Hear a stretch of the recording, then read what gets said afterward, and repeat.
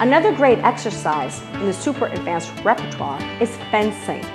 Men love this exercise, really strong for the upper body. Now go ahead and bend your knees into your chest, carefully unhook your legs, and return the bar with control.